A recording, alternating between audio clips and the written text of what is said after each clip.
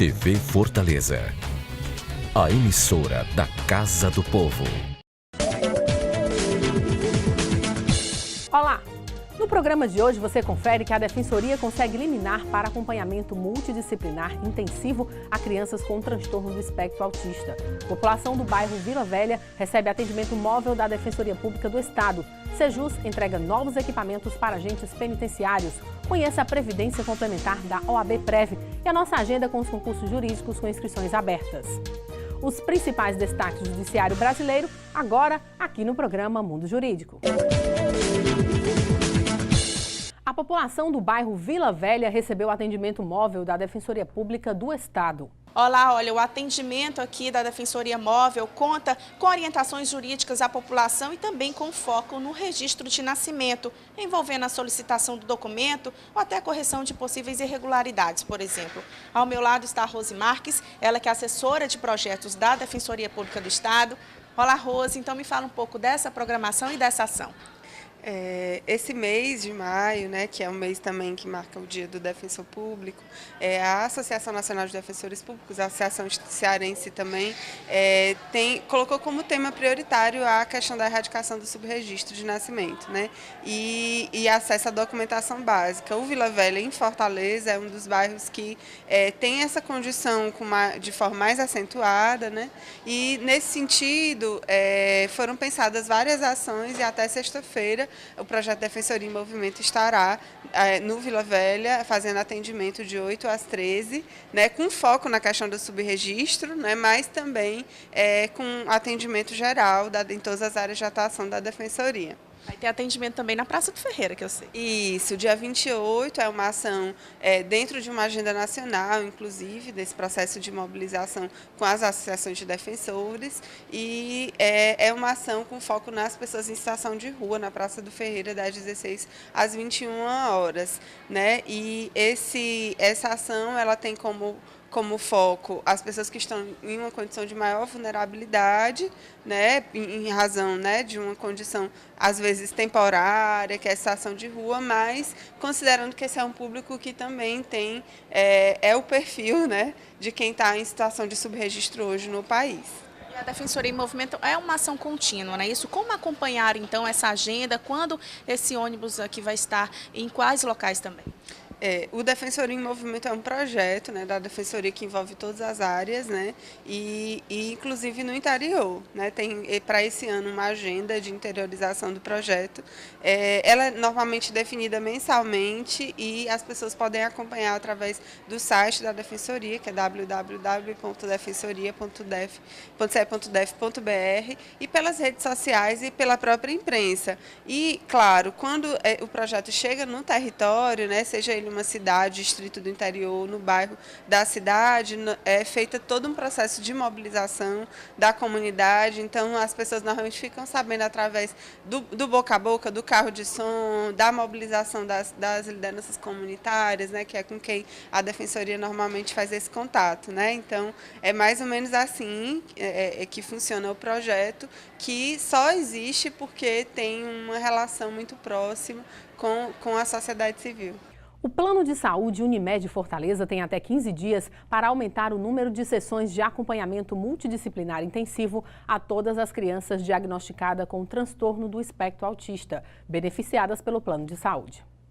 A determinação da Justiça atende a pedido formulado pela Defensoria Pública do Estado do Ceará por meio do Núcleo de Defesa do Consumidor, no DECOM, e da Saúde, no DESA, que entrou com ação civil pública com pedido de tutela de urgência para que o plano de saúde fornecesse imediatamente o tratamento adequado. A decisão foi proferida no dia 24 de maio pelo juiz da 39ª Vara Cível de Fortaleza, Zanilton Batista de Medeiros. A ACP foi proposta no último dia 18 de maio e resultou em um procedimento conjunto, instaurado pelos núcleos especializados para apuração de dano coletivo decorrente da negativa limitação de autorizações para a realização de terapias de fonoaudiologia especializada, psicomotricidade relacional, terapia ocupacional individual, terapia ocupacional com ênfase em integração sensorial e psicologia com o método ABA, assegurados aos portadores de transtorno do espectro autista. Os pais procuraram a Defensoria Pública após várias tentativas de autorização do plano de saúde para tratamentos essenciais ao desenvolvimento das crianças e jovens diagnosticados com TEA. Segundo informações do grupo de pais, estima-se que cerca de 115 crianças estavam em situação de restrição de tratamentos. Além da cobertura obrigatória para os tratamentos necessários ao transtorno do espectro do autismo, durante o tempo definido pelo profissional médico que acompanha o paciente, a Defensoria Pública também pleiteia que a Unimed Fortaleza amplie a rede credenciada para a prestação desses serviços, já que hoje só conta com uma única clínica especializada no tratamento multidisciplinar do autismo, o que, de acordo com os pais que são assistidos pela Defensoria, compromete a qualidade e a evolução dos tratamentos. A Comissão de Direito Tributário da OAB Ceará vai lançar no próximo dia 21 de junho, a partir das 19 horas, no auditório da FEComércio, a obra Estudos Contemporâneos de Direito Tributário. E para falar sobre a obra, como também sobre outras iniciativas desenvolvidas pela comissão, nós conversamos agora com o presidente da Comissão de Estudos Tributários da OAB Ceará, doutor Alexandre Goiana. Doutor Alexandre, é um prazer tê-lo aqui no nosso estúdio. A comissão que agradece, Hervélt, o espaço tão importante para a gente, que é aqui o seu programa, tá? Obrigado. Então, Alexandre, inicialmente eu gostaria que o senhor falasse um pouco sobre a obra, né? Como surgiu a ideia da comissão lançar essa obra? Perfeito, Hervélt.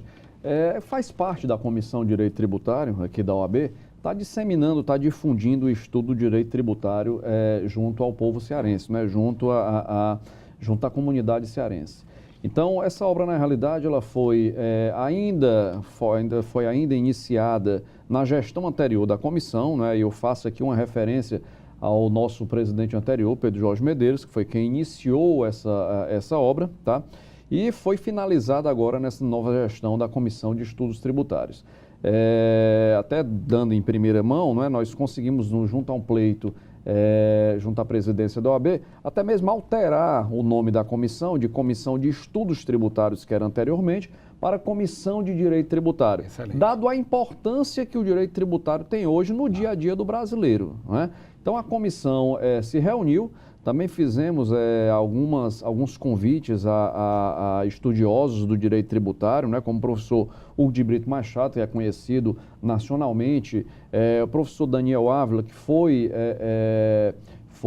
procurador-chefe da Fazenda Nacional aqui no estado do Ceará e hoje está chefiando a inteligência fiscal da Procuradoria da Fazenda Nacional e alguns outros convidados de fora da comissão para comporem esse livro, né? Nós estamos aqui dentro do livro com mais de 20 artigos, tratando de temas dos mais diversos possíveis, mais variados possíveis, no âmago, né, buscando sempre uma discussão proeminente no direito tributário e tentando trazer algumas luzes ao dia a dia do aplicador do direito. Doutor Alexandre, uma grande novidade é que no dia do lançamento vai ser feito uma espécie aí de confronto, ou seja, vai ter a participação de um representante do Grupo de Inteligência Fiscal, da Procuradoria da Fazenda Nacional e fazendo o contraponto do contribuinte, o advogado Schubert Machado, não é verdade? Isso, exatamente, Hervélt. Nós tivemos a felicidade de contar com o apoio da Procuradoria da Fazenda Nacional e no nosso convite ele foi atendido pelo Dr. Rogério Campos, que faz parte do Grupo de Inteligência Fiscal da Procuradoria da Fazenda Nacional, sediado em Brasília. Ele estará conosco aqui no dia 21 de junho, fazendo exatamente o tema vai ser a nova gestão de créditos tributários pela dívida ativa da Fazenda Nacional, né? A escolha desse tema ele se deu, Hervélt, exatamente porque nós estamos passando por um momento de transição dentro da Procuradoria da Fazenda da gestão dos seus ativos, né? Ou seja, da gestão dos débitos do contribuinte junto à Receita Federal e ao antigo INSS, que foi totalmente incorporado pela Receita Federal. Então, o professor Rogério Campos vai estar aqui conosco, trazendo o entendimento do fisco sobre a nova formatação de cobrança e, por um outro lado, nós teremos uma visão de um advogado extremamente tarimbado no direito tributário, que é o professor Schubert Machado, né? Já tem larga experiência, é conhecido também a nível nacional e vem aí sempre debatendo, sempre que possível, essas questões relacionadas a direito tributário. Doutor Alexandre, um tema bastante polêmico diz respeito à cobrança de taxas administrativas por parte do contencioso administrativo. O senhor acredita que essa cobrança, ela de alguma forma acaba afetando o direito de defesa do contribuinte? Claro, Evelt. Nós, inclusive, na OAB, isso foi a nossa primeira missão quando assumimos a presidência da comissão e quando gerimos a nova constituição da comissão, foi nos depararmos com uma alteração na legislação tributária, na legislação processual tributária do Estado do Ceará, onde foi impingido, onde foi criado contra o contribuinte, né, algumas taxas para que o contribuinte pudesse exercer o seu direito de defesa. Né? Nós, historicamente, não temos no Brasil, salvo engano, o único estado é o estado do Rio de Janeiro, que faz uma cobrança similar, né? Mas nós não temos no histórico brasileiro cobranças de taxas para defesa de autos de infração, por exemplo, impugnações, recursos administrativos, até porque quando o fisco ele faz uma cobrança errada, não é? Ele, por lei, ele é obrigado, e isso quem diz é o nosso Código Tributário Nacional, ele é obrigado a rever os seus atos. Claro. Então, por que é que o contribuinte vai ser impedido a pagar uma taxa para que o próprio fisco, para que o fisco haja de acordo com o que a lei, lhe ordena, não é? Não tem sentido. E só voltando um pouco na discussão, ainda sobre o lançamento do livro, um outro fato também que vai ser levantado nessa discussão vai ser exatamente a possibilidade administrativa de bloqueios de bens dos contribuintes, não é? Uma inovação que foi trazida praticamente na surdina por uma lei que tratava de um outro assunto, não é? Que não esse específico, tá? E que está trazendo aí uma certa celeuma perante aos contribuintes, por quê? E perante também os aplicadores do direito, porque possibilitou, antes mesmo de uma execução fiscal, sem uma ordem judicial específica, que a PFN fizesse bloqueio de bens de forma administrativa. Né? Então nós temos que debater isso com muito cuidado, não que nós sejamos contra a esse tipo de instituto, mas as amarras elas têm que estar muito bem fixadas para não haverem aí posteriormente alguns excessos. Né? Essa é a nossa preocupação. Uma outra questão polêmica, doutor Alexandre, é que recentemente a Prefeitura de Fortaleza ela elevou a taxa dos alvarás. Além de elevar a taxa, ela passa a ser anual, ou seja, existe a necessidade de que ela seja renovada todo ano. Gostaria que o senhor fizesse uma avaliação sobre essa elevação e essa necessidade de renovação, mas logo após um breve intervalo. A Câmara Municipal de Fortaleza não para de trabalhar pela população da nossa cidade. E para que você fique sempre por dentro do nosso dia a dia, temos vários canais de comunicação. Confira o que acontece na Câmara pelo site e pelas nossas redes sociais, como Facebook, Instagram, YouTube, TV Fortaleza e Rádio Fortaleza. Acesse, comente, assista, participe. A casa é sua também. Câmara e você, juntos construindo uma Fortaleza melhor. Nós voltamos a entrevistar o presidente da Comissão de Direito Tributário da OAB Ceará, doutor Alexandre Goiana. Doutor Alexandre, a pergunta que ficou no bloco anterior foi sobre essa polêmica decisão da Prefeitura de Fortaleza de elevar o valor das taxas dos alvarás e de também impor de que elas sejam renovadas anualmente. Como é que o senhor avalia essa decisão da Prefeitura? Velt, no bloco anterior nós falamos sobre dois temas já contra o contribuinte e continuamos nessa mesma tacada, né? Para você ver a importância do direito tributário hoje, né, no dia a dia do brasileiro. Especificamente sobre essa questão dos alvarás, né, da elevação das taxas de alvarás, que não foram só essas taxas que foram elevadas, na realidade, o município de Fortaleza fez uma revisão de toda a sua base de taxas, né? Nós temos alguns detalhes bem específicos que precisam ser apontados, né? Não que nós estejamos aqui nesse momento tratando sobre inconstitucionalidade, sobre ilegalidade ou sobre ser devido ou não qualquer tipo de reajuste de taxa, ou mesmo se é devido, por exemplo, como você citou, se é possível ou não ter uma renovação anual. Nós sabemos que em outros municípios do Brasil, da Federação, existem essas renovações anuais de alvarás, né? Mas o que se debate aqui, Hervelt, é muito vinculado ao conceito constitucional de taxa. não é? A taxa ela é criada em contraprestação a um serviço público ou ao efetivo exercício do poder de polícia. Então, ela é vinculada. A partir do momento que a taxa é vinculada, ela precisa necessariamente ter a sua contrapartida. Então, se eu estou arrecadando 10 por uma taxa, eu preciso ter uma despesa de 10, que vincule a possibilidade de cobrança. O que se debate nesse primeiro momento, e nós fizemos inclusive já uma reunião na OAB com a presença de um procurador do município, né, no caso o professor Juraci Mourão, e o questionamento que nós levamos para a Prefeitura de Fortaleza era exatamente essa contrapartida. Por que é que, em alguns casos, a taxa foi elevada em até 8 vezes, né, 800%? Por que isso aconteceu? Né? Existe efetivamente a necessidade do outro lado? Existe a contrapartida efetiva? A fiscalização, efetivamente, ela consome isso? Existe essa necessidade? Né? Então, a discussão necessária. O foco central de discussão vai ser sobre isso. Sobre a questão da anualidade, infelizmente, ou felizmente, né, porque aí se pacificou o tema, o STF já sedimentou já o entendimento de que é possível anualidade. Mas mesmo assim, vinculado a essa questão da necessária prestação do serviço. Doutor Alexandre, no começo deste ano, as comissões da OAB realizaram um grande evento na Praça do Ferreira, para levar informações para o público em geral. A Comissão de Direito Tributário da OAB Ceará teve presente neste momento? Teve presente sim, Hervelt, e assim, para a gente é uma satisfação.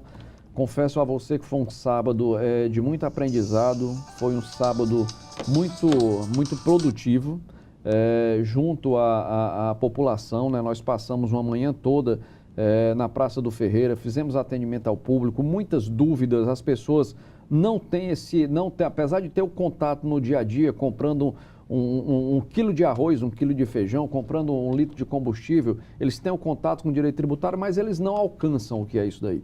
Então, para a gente foi muito proveitoso. Verdade. Uma outra questão polêmica diz respeito ao atendimento presencial do advogado na Receita Federal. Como é que a Comissão de Direito Tributário da OAB Ceará está enfrentando essa questão? Nós temos dentro do nosso Estatuto da Advocacia, né, a Lei 8.916, algumas prerrogativas que elas precisam ser respeitadas. Não porque o advogado é mais do que qualquer outro profissional, claro, mas sim porque naquele momento que o advogado está exercendo a sua profissão, ele está munido de um mandado e está representando, no caso específico, determinado contribuinte e está no exercício de sua função. E esse exercício da função, ele prevê, como eu disse, algumas prerrogativas. Uma dessas prerrogativas é o atendimento preferencial em órgãos públicos, né? Isso se dá, Hervelt, porque o advogado ele precisa cumprir prazos e, às vezes, precisamos de documentos, precisamos de informações que estão dentro dos órgãos públicos que, por uma situação de, às vezes, mesmo de descompasso administrativo, por não ter servidores suficientes, um simples requerimento ele não é atendido a tempo, né, com brevidade, para a gente cumprir esses atos. Por força disso, nós fizemos uma reunião com o staff da Delegacia da Receita Federal aqui em Fortaleza, né, ao final do ano passado, buscando alguma solução para essa situação. Inclusive fizemos uma solicitação do fornecimento de uma sala para advogados dentro do prédio da Receita Federal, já que tem um trânsito de advogados muito grande, né? E teremos hoje, por coincidência, uma reunião onde o retorno desse nosso pleito ele vai ser dado. Então, eu acredito que a gente vai conseguir dar um grande passo, né, como foi dado no passado, junto ao atendimento na Procuradoria da Fazenda Nacional, onde o advogado tem atendimento prioritário, né? Acreditamos que vamos também conseguir essa boa notícia aí para os advogados hoje nessa reunião. Doutor Alexandre, fala-se em reforma tributária no país já há décadas, né? E é difícil conciliar esse tema dos dois lados, governo e empresariado, porque a reforma tributária para o governo é aumentar a arrecadação, enquanto para o lado empresarial é reduzir o custo do Brasil. Dentro dessa perspectiva, o senhor acredita que o custo do Brasil ele tem desestimulado o surgimento de novos empreendimentos? Eu não tenho dúvida disso, Hervelt, essa é uma discussão histórica, né? Eu até, em algumas conversas, eu tenho defendido que, na realidade, a reforma tributária não é uma reforma só do tributo que está se cobrando, né? Mas sim uma reforma também da onde esse tributo está sendo aplicado, né? Claro. Não adianta eu aumentar ou eu diminuir tributo se eu vou ter aqui do outro lado, do lado da despesa, algo que não seja, que seja equidistante. Não pode, né? Então é uma luta assim, muito complicada, até por força do sistema organizacional do Brasil, onde nós temos tributos que são arrecadados pela União, que são repassados em parte para os estados, em parte para os municípios. Nós temos tributos que são arrecadados pela União, que são repassados para outras entidades. Então, na realidade, esse dever de casa, ele tem que começar pela despesa. O sistema tributário nacional é muito complexo, né? Extremamente complexo. A nossa Constituição é muito nova, né? Nós vamos ter agora, em agosto desse ano, 30 anos da nossa Constituição, né?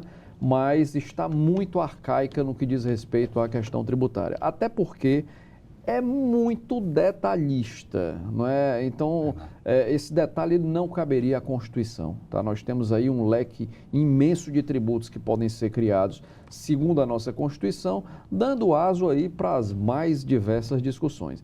Então, se nós começarmos a fazer um trabalho na base, alterando a despesa, modificando a despesa, modificando a forma de rateio desses tributos, diminuindo esses tributos, racionalizando isso, criando tributos específicos, não é? Talvez a gente tenha alguma luz, mas por enquanto nós não enxergamos ainda essa luz no fim do túnel. Com certeza. Doutor Alexandre, o tempo realmente voou, infelizmente nós estamos chegando ao final da nossa entrevista.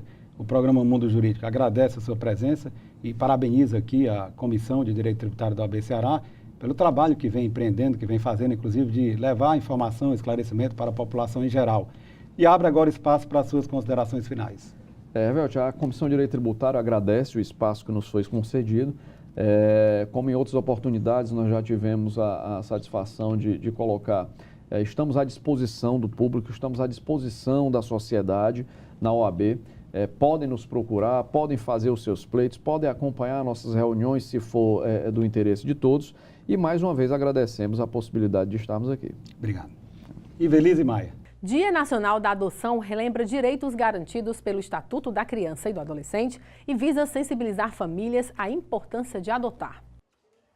Adotar é um ato de amor.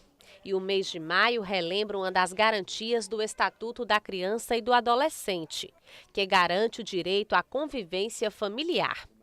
De acordo com o defensor público, Adriano Leitinho, o Dia Nacional da Adoção merece ser comemorado, mas ainda precisa vencer muitos desafios. Hoje a gente ainda encontra muita dificuldade no andamento desses processos porque a gente não tem defensores públicos suficientes, promotores de justiça suficientes, juízes suficientes e principalmente uma equipe técnica de psicólogos, pedagogos e assistentes sociais que possam acompanhar essas crianças que estão nessas unidades de acolhimento e os pretendentes à adoção, para que com isso realmente possa dar uma maior agilidade aos processos, porque o estudo técnico psicossocial, ele é obrigatório por lei. Então, essas pretendentes precisam passar por essa avaliação psicossocial, as crianças também, então precisa haver esse acompanhamento. Sem a equipe técnica, não tem condições. Atualmente, 481 crianças e adolescentes estão em unidades de acolhimento do Estado. 98 estão disponíveis para adoção. E 235 pessoas estão habilitadas no Cadastro Nacional de Adoção. Neste ano, 70 adoções já foram concluídas aqui no Ceará. E esse número poderia ser maior, caso os processos tivessem mais celeridade. E se também os pretendentes não exigissem um perfil específico de adoção. O perfil de pretendentes à adoção que eles mais almejam, de crianças, são de 0 a 3 anos, meninas brancas e saudáveis. Porém, no Brasil, a maioria que estão disponíveis para adoção são crianças pardas ou negras, muitos deles são meninos, muitos também têm alguma dificuldade na saúde, alguma deficiência. Então, ou seja, o perfil que existe, a maior parte dele disponível, não é o perfil que os pretendentes à adoção têm interesse. Então, realmente isso dificulta a adoção. No local de 51 crianças, apenas 2 estão aptas a serem adotadas. Quem busca uma guarda deve ficar atento aos critérios, que, se preenchidos corretamente, podem reduzir o tempo de espera. Apesar do Cadastro Nacional de Adoção estar fazendo esse ano 10 anos, né, a maioria das adoções ainda acabam ocorrendo por fora do Cadastro Nacional de Adoção. Infelizmente, as maiorias das cidades aqui no estado do Ceará ainda não possuem um Cadastro Nacional de Adoção instalado, o que é uma pena. Pensando nisso, a Defensoria Pública criou uma campanha de educação em direitos, que é Adoção Legalize Esta Decisão, onde a gente está percorrendo as comunidades aqui em Fortaleza para levar a mensagem da adoção, né, explicando da importância do cadastro, por que o cadastro é importante, que o cadastro existe para proteger o melhor interesse da criança, né, que é importante que eles procurem a Justiça da Infância para se cadastrarem, para que a gente possa realmente zerar essas adoções, vulgarmente chamadas de adoções brasileiras, mas que tecnicamente se chamam de adoções intuito persona, que é proibido por lei na grande maioria das vezes. A Previdência Complementar fechada no Brasil vem crescendo a cada ano. O brasileiro percebeu que é preciso pensar no futuro, poupar hoje para ter qualidade de vida amanhã.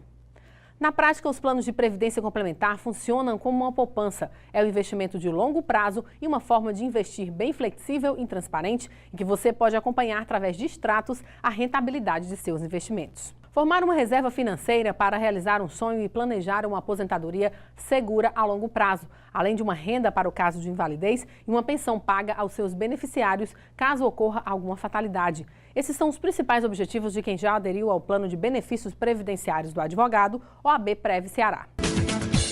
Nós recebemos agora em nosso estúdio o advogado Fábio Timbó, secretário-geral adjunto da OAB Ceará, que vem falar sobre a nova sede da OAB Ceará. Antes de entrevistá-lo, nós vamos assistir agora um vídeo sobre a nova sede.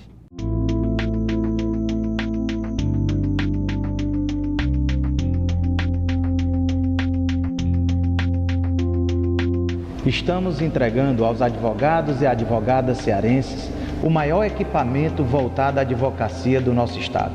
A nova sede da OAB funcionará como uma verdadeira central cívica destinada à sociedade e à advocacia. Nela, acolheremos muitas gerações de abnegados colegas, ofertando-lhes de forma centralizada serviços, atendimentos e capacitação, que facilitarão o exercício digno e pleno da advocacia.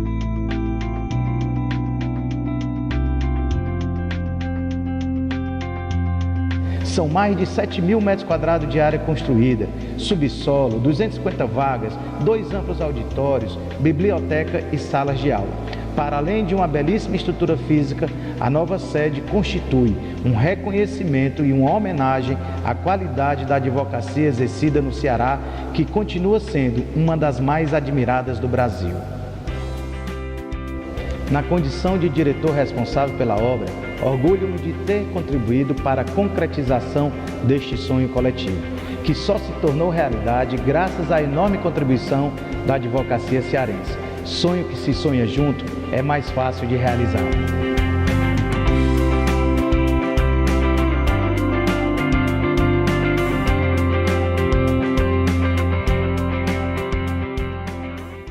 Como vocês viram aí no vídeo, a nova sede da OAB Ceará, que é uma obra que vai marcar a história da OAB Ceará.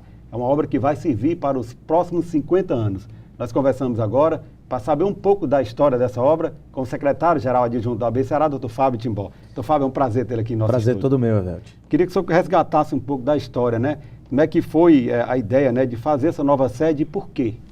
Primeiro, Evelti, eu quero penhoradamente agradecer a oportunidade e a gentileza que lhe é peculiar, e é por esse motivo, né, que é o primeiro programa, né, o Mundo Jurídico, né, que é o pioneiro aqui no estado do Ceará, é o primeiro programa que nós estamos vindo para falar sobre a nova sede. E aí você me dá a oportunidade de ser grato, de ser justo, né, de dizer para toda a advocacia quem foram os grandes responsáveis por essa obra magnífica, né? E aí existe um simbolismo de ser o primeiro programa do amigo Evelti César e de ser na Câmara de Vereadores. Porque, primeiro, nada disso, absolutamente nada disso, para um dever de justiça, nós temos aqui que agradecer penhoradamente o prefeito de Fortaleza, Roberto Cláudio, né, o governador de então, que era o governador Cid Gomes, que juntos ajudaram efetivamente a realização desse sonho. Quando, em virtude das obras do VLT para a Copa de 2014, né, havia necessidade naquele momento, né, como ora se apresenta e que já foi feito, né, a necessidade de cortar ali um pedaço ali da nossa Escola Superior da Advocacia, ali na Pontes Vieira, com o senador Vigílio Távora. Com o senador Vigílio Távora, né, e aí, em virtude disso, que o grande amigo e hoje ministro do CNJ, o ex-presidente, presidente nato da OAB Ceará, conselheiro federal licenciado da OAB Nacional, Valdetário Andrade Monteiro, né, junto com a sua, me permita aqui nominá-los, claro, né, junto com a sua diretoria, porque ninguém faz nada sozinho, Evelti. Verdade. E junto com a diretoria passada, a saber, Valdetário, Ricardo Bacelar, Roberta Vasques, Marcelo Mota e Jadson Cruz, né? Em virtude dessa circunstância, se vislumbrou a possibilidade de uma desapropriação.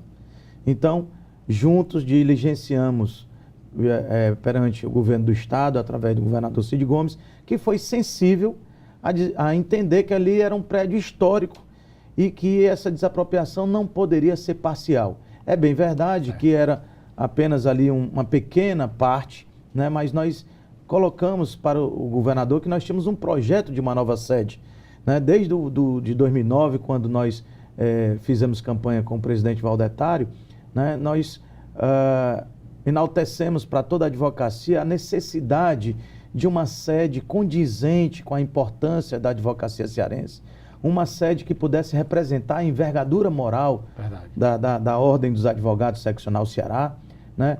Um prédio da cidadania que pudesse acolher todos os serviços do sistema OAB, né, para facilitar, né, para os colegas advogados que poderiam ter ali a Escola Superior da Advocacia, todo o corpo administrativo da Ordem, a saber, Secretaria-Geral, o processo disciplinares, tesouraria, ouvidoria, centro de apoio, sala de peticionamento para os advogados, biblioteca virtual, salas de aula, o conselho seccional, próprio auditório. Estou até me antecipando aqui na explicação da questão da sede, mas o fato é que eu estou querendo apenas esclarecer como é que nasceu esse sonho, que nasceu aí da cabeça do amigo Valdetário, junto com a sua diretoria, e aí foi viabilizado porque o governador Cid Gomes foi sensível a essa situação e aí desapropriou o prédio. Mas o terreno era de propriedade da prefeitura ou do Estado? Não. Ele desapropriou, que era da OAB. Da OAB. Né? Não, eu digo o novo terreno da sede. Não, no caso, lá da Pontes Vieira, eu só quis mostrar como começou a possibilidade, a efetiva necessidade de uma desapropriação daquele prédio da OAB e da Escola Superior da Advocacia, né, fundação dos advogados, antiga e tal. E aí, quando o governador Cid Gomes desapropriou lá concordou em desapropriar, surgiu um outro problema. Que aí, governador, então nós vamos para onde? Para onde ir? Para onde ir? E aí, eu participei disso, quando, finais de semana, ficávamos procurando um terreno, e aí se encontrou aquele terreno da chamada Curva da Unifor, que havia, ali identificamos que era da prefeitura, né? O governador, o prefeito Roberto Cláudio, foi sensível também, verificando a necessidade desse quase exército de 40 mil advogados, de ter uma sede, né? A sede da Livre Barreto não é mais condizente, né? Ficou muito pequena com o passar dos anos e tudo. E aí o prefeito disse que tinha que ser feito ali uma dívida histórica com o pessoal do Guararapes ali, hoje, Patrolino Ribeiro, né? Havia uma dívida de se fazer uma praça. Certo. E havia ali uma ocupação gigantesca de 33 famílias. No entorno ali. Dentro do terreno. Dentro do terreno. Dentro do terreno. 13 mil metros quadrados de área, quer dizer, quase uma quadra e meia. E havia, no plano diretor de Fortaleza, em virtude daquele loteamento que foi feito pelo Ivens Dias Branco, havia ali uma área institucional que seria para ser, já estava determinado como área institucional, que poderia ser feita uma praça, e essa outra área estava ocupada. O que nós temos ciência, desde a época de Juraci Magalhães, tinham decisões judiciais no sentido de que fosse desocupado, mas não se conseguia. Entendi. A prefeitura tem uma certa dificuldade, porque a população carente, a gente entende isso. O que é fato é que nos foi colocado um desafio, que se nós conseguíssemos tirar aquela ocupação, né, e fizéssemos a praça, o terreno seria da OAB. E aí nós viemos para o Legislativo, e aqui eu destaco o trabalho do dileto amigo e presidente dessa casa, Salmito Filho, que junto com os vereadores de então, né, foram sensíveis também a essa questão, porque havia necessidade de uma desafetação desta área, o que aconteceu, salvo engano, à unanimidade, e aí surgiu um terceiro desafio, né, que era o desafio de retirar as famílias de forma pacífica. Quantas famílias, né, estavam alocadas? Salvo engano, Evelto, eu posso estar sendo traído aqui pela memória, mas mais de 33 famílias. E aí, em virtude do trabalho de um cidadão chamado Valdetário, né, que é como ele gosta de dizer, nada vence a força do trabalho com fé em Deus. E aí, junto com a sua diretoria, trabalharam diariamente, visitando a cada família, os moradores do entorno, dos condomínios e tal, e que abraçaram essa causa, e aí Deus providenciou. Claro.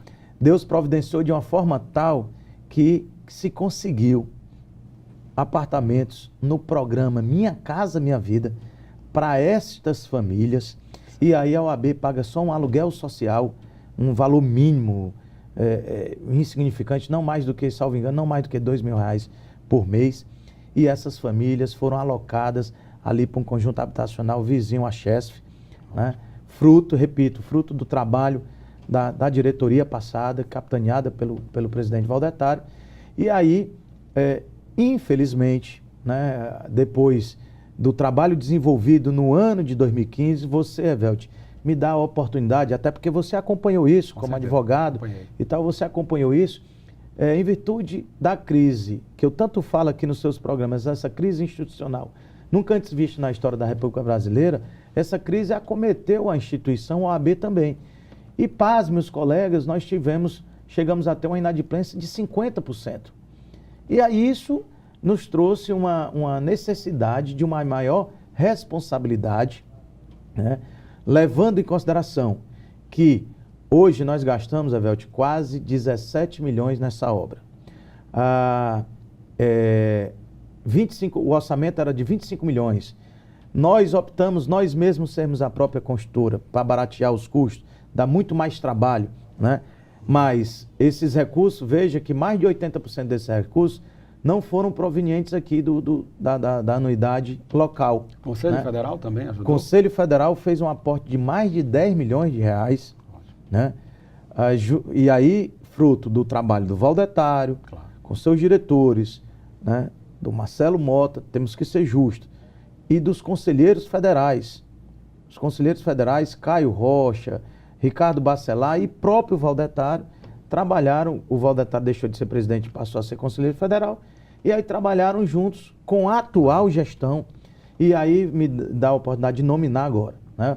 Presidente Marcelo Mota, a nossa vice-presidente Roberta Vasques, Fábio Timbó, Gleidson Mota, Cristiane Leitão, José Inácio, né, ex-presidente da subseção do Sobral, o amigo Pedro Bruno Amorim como diretor institucional e o dileto amigo Rodrigo Costa. Então, a atual gestão, de forma responsável, teve que dar um freio na obra que deu uma conotação equivocada para as pessoas, como se a obra tivesse parado. Na verdade, ela nunca parou. A gente, no ano de 2016, porque não tinha recursos, claro, nós trabalhamos ali minimamente. Diminuiu o ritmo da obra? Consideravelmente. Nós diminuímos em mais de 90%. Nós ficamos ali só com poucas pessoas trabalhando ali no decorrer de 16. E aí, no final de 16, o presidente Cláudio Lamarck, a quem eu faço uma justa homenagem, né? O presidente Cláudio Lamarck, a sua diretoria, claro, especialmente o doutor Neildo, que é o tesoureiro da OAB Nacional, sensível com esse problema por qual passava a OAB Ceará, e verificando que nós conseguimos um patrimônio de 56 milhões de reais com aquele terreno, liberaram mais recursos. Ótimo. E aí a gente teve como no decorrer de 2017, fazer um novo cronograma e acelerar essas obras. Então, Fábio, eu gostaria que você falasse um pouco mais de forma pormenorizada sobre a estrutura em si da nova sede. Se eu estiver equivocado, o senhor me corrija, mas parece que a ideia original era abrigar todos os equipamentos da OAB num só prédio. Eu digo, a própria Escola Superior de Advocacia, a ESA, a OAB, né, e a CAAS, a Caixa de Assistência dos Advogados. Eu gostaria que o senhor falasse de forma mais detalhada sobre a estrutura, mas logo após um breve intervalo. Fortaleza. Bicicletar, ciclofaixas e ciclovias da Prefeitura. Exercícios mais saúde. Novas praças, areninhas e academias da Prefeitura. Prevenção é saúde. Ecopontos, combate à dengue e prevenir acidentes no trânsito. Prefeitura e você, uma saúde melhor. É a gente que faz. Nós voltamos a entrevistar o secretário-geral adjunto da OAB Ceará, que está falando sobre a nova sede da entidade. Doutor Fábio, a pergunta que ficou lá no bloco anterior foi para que o senhor detalhasse um pouco a estrutura da obra, né? Originalmente, a ideia era abrigar tanto a Caixa de Assistência dos Advogados do Estado do Ceará, como a Escola Superior de Advocacia num só prédio. O prédio tem uma excelente estrutura, que eu lembro muito bem, uma vez visitando a obra com o Valdetário, ele dizia o seguinte, que agora os advogados têm uma obra, têm uma nova sede para os próximos 50 anos. É verdade? Bom, é verdade. É uma estrutura gigantesca. Eu me lembro muito bem que o prefeito Roberto Cláudio, uma certa feita, quando da pedra fundamental, me lembrei, quando da pedra fundamental, o prefeito disse, olha, vocês ganharam um belo presente, portanto, não estraguem esse terreno. Então, nós fizemos a praça. Essa praça, né, que é mantida pela Ordem dos Advogados, foi entregue à Prefeitura de Fortaleza, uma praça com tamanho, nós temos um terreno de mais de 3 mil metros quadrados, né, aproximadamente 7 mil, quase 9 mil metros quadrados de praça. Então, essa foi pensado, né, nesse desenvolvimento desse projeto, e o grande arquiteto Totonho Laprovitra, né, foi dito a ele que se pensava em contemplar o sistema OAB como todo. Ordem dos Advogados, Escola Superior da Advocacia, nossa gloriosa Escola Superior da Advocacia, que ontem a Velt mandou, ontem fizemos um evento na Assembleia Legislativa em comemoração aos 30 anos da Escola Superior da Advocacia, e aqui eu faço uma justa homenagem a esse grande diretor, Marcel Feitosa, né, que nos recepcionou muito bem e de forma, com muita humildade, que lhe é peculiar, homenageou todos os ex-diretores. De sorte que a Escola Superior da Advocacia e a Caixa de Assistência. E aí, em virtude de uma nova gestão da Caixa de Assistência, o presidente Erinaldo Dantas Filho entendeu, junto com a sua diretoria, me parece, junto com a sua diretoria, entendeu de não fazer esta obra agora. É uma conveniência deles. O que eu quero precisar para todos os colegas advogados e advogadas, que essa estrutura geminada assim foi pensada, onde hoje nós temos mais de 7 mil metros quadrados de área construída, que vai contemplar, agora já está pronto, a Escola Superior da Advocacia com 3 salas de aula. Ótimo. Uma sala de aula onde vai ser feita a transmissão dos cursos telepresenciais para subseções através de antena parabólica. As outras 2 salas de aula com capacidade de mais de 60 alunos cada uma. Um auditório para 300 pessoas que será utilizado pela própria Ordem dos Advogados e a Escola Superior da Advocacia. De forma que o auditório propositalmente está no térreo, exatamente para ficar vizinho ali, um acesso mais fácil para a Escola Superior da Advocacia. No que diz respeito à estrutura da OAB, nós temos o Conselho Seccional.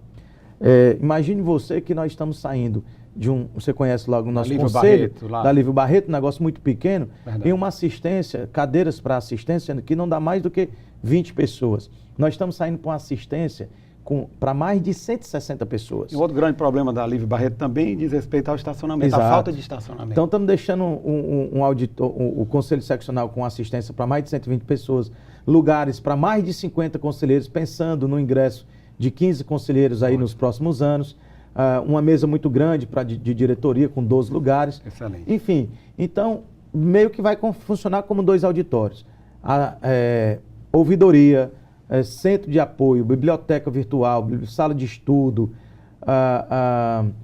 Tribunal de Ética e Disciplina, com sala de audiência que o tribunal não tinha, né, sala de audiência para uma maior comodidade e de uma forma mais reservada.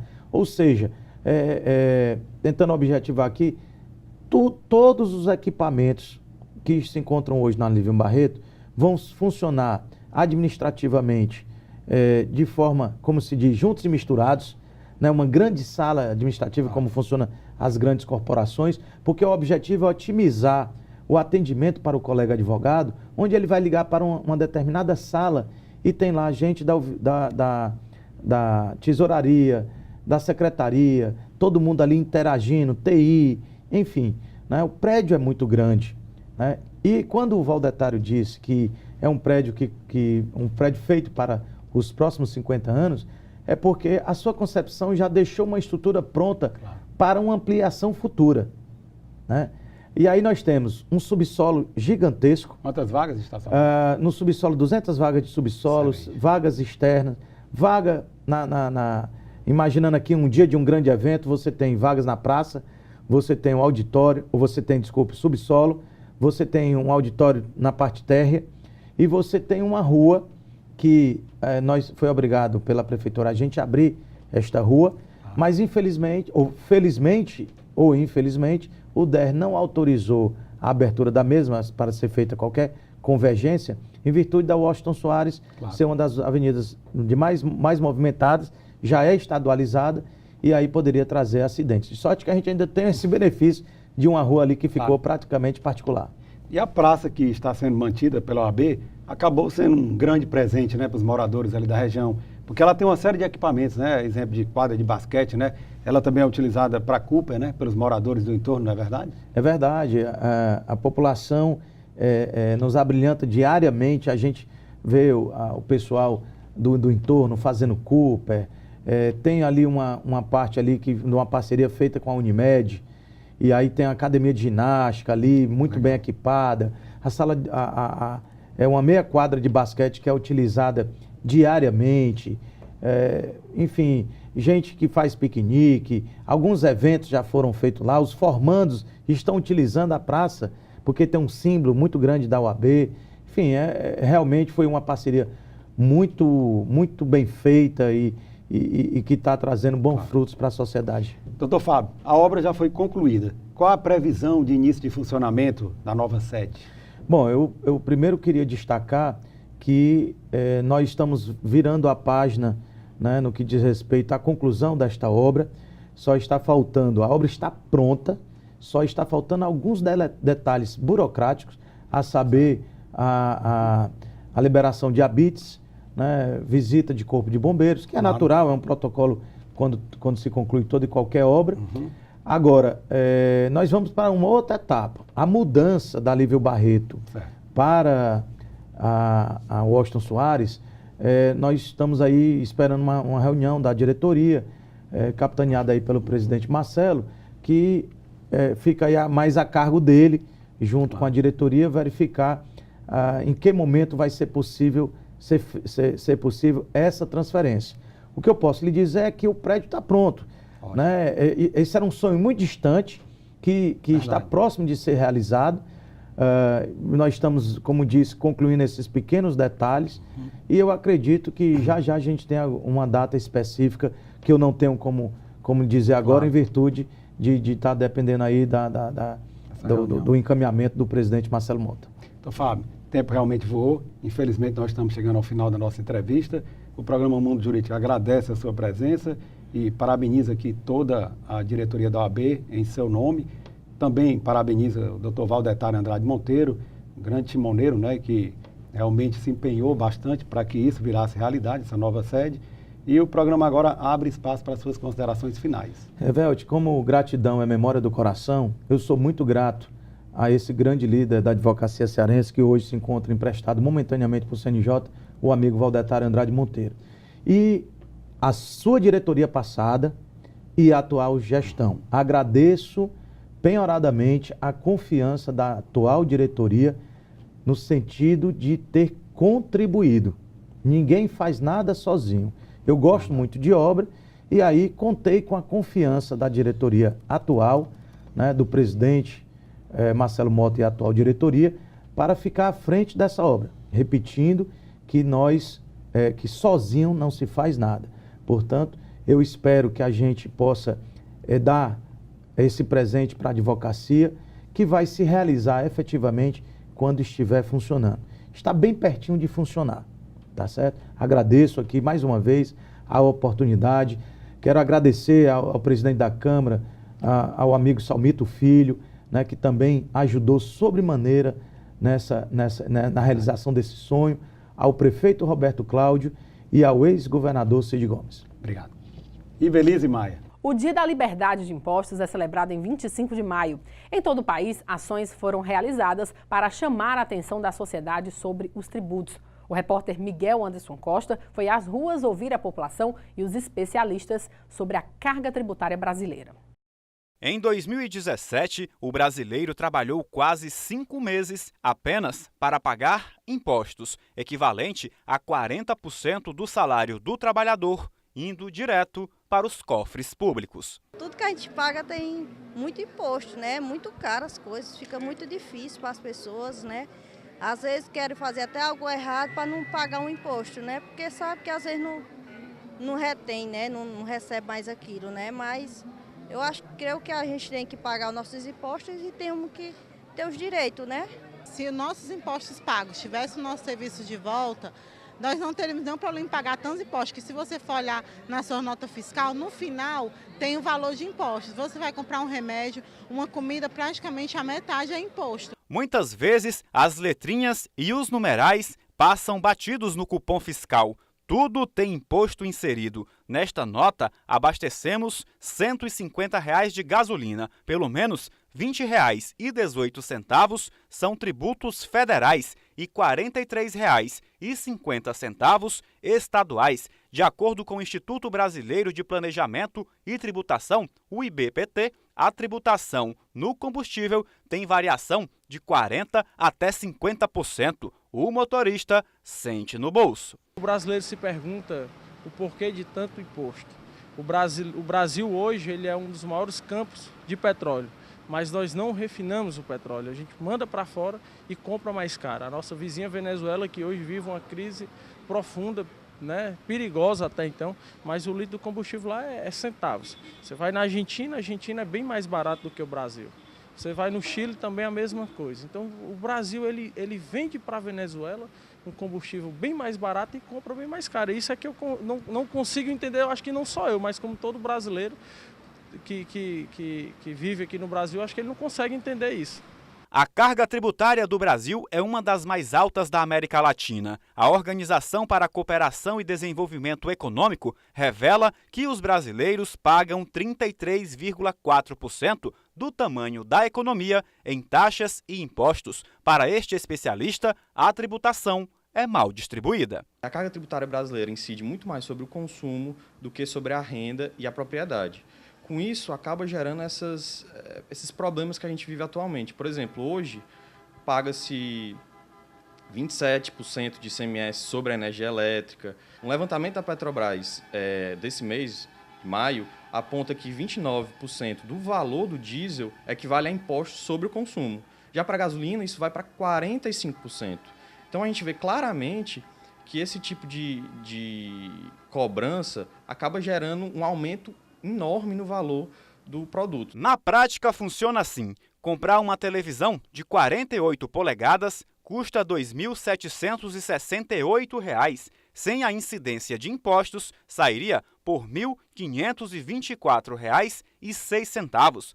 Uma diferença de R$ 1.243,94. Seja na compra ou no pagamento de serviços, eles estão lá. E para chamar a atenção da população, acontece em 17 estados, incluindo o Distrito Federal, o Dia da Liberdade de Impostos. No Ceará, a CDL Jovem Fortaleza está à frente do movimento que vai vender produtos descontando os impostos. A CDL Jovem de todo o Brasil está fazendo esse evento e aqui em Fortaleza vai acontecer na Praça do Elevador Panorâmico do Shopping Guatemi. A gente vai realizar ações educativas lá na praça. E também vai ocorrer ações educativas na prática, né, com os lojistas. Então a gente conseguiu fazer parceria com mais de 50 lojistas, e esses lojistas eles vão oferecer em produtos selecionados, é importante que o consumidor entenda isso, né? Que esses produtos selecionados eles vão estar com descontos relativos ao imposto. E aí varia de 30%, 40%, 50%, 70% e em alguns casos específicos 80% de imposto, né? Que a gente está considerando uma tabela que é divulgada pelo IBPT, Instituto Brasileiro de Planejamento e Tributação. Atualmente, são mais de 90 tipos de impostos pagos pelos brasileiros para os governos municipais, estaduais e federal. De acordo com o levantamento do Impostômetro da Associação Comercial de São Paulo, somente agora em 2018, de janeiro até este momento em que estamos gravando esta reportagem, o país já arrecadou pouco mais de 965 bilhões de reais. Isso mesmo, bilhões com B de bola. E antes de terminar esta reportagem, são tantos números pronunciados que deu até sede. E o simples ato de beber água já me custa impostos. Para se ter uma ideia, para consumir uma garrafinha como esta, 45% do valor total são tributos. A Secretaria da Justiça e Cidadania do Estado do Ceará, ampliando as condições de trabalho do efetivo dos agentes penitenciários do Estado, realizou a entrega de armas, coletes e fardamento para os profissionais.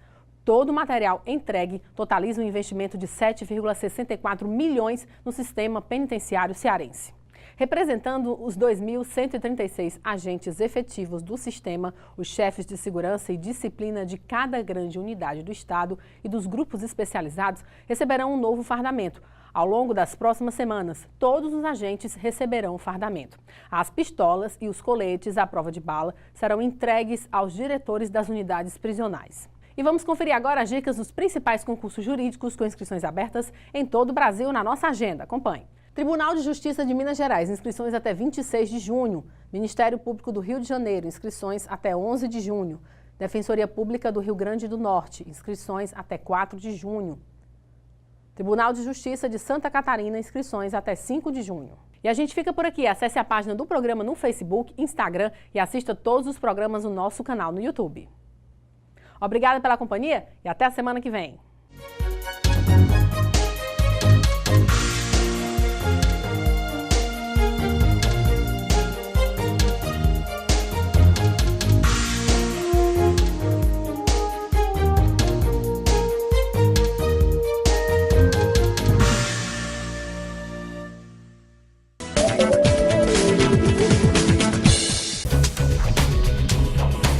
TV Fortaleza, a emissora da Casa do Povo.